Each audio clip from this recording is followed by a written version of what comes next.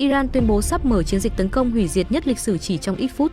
Lực lượng vệ binh cách mạng Hồi giáo Iran (IRGC) tuyên bố sẽ bắt đầu chiến dịch tấn công hủy diệt nhất trong lịch sử Cộng hòa Hồi giáo Iran trong ít phút nữa.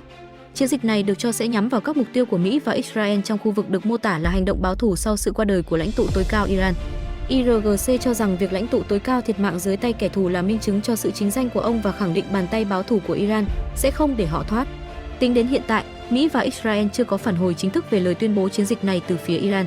Tình hình Trung Đông tiếp tục leo thang. Follow để cập nhật những diễn biến nóng nhất ngay khi có tin mới.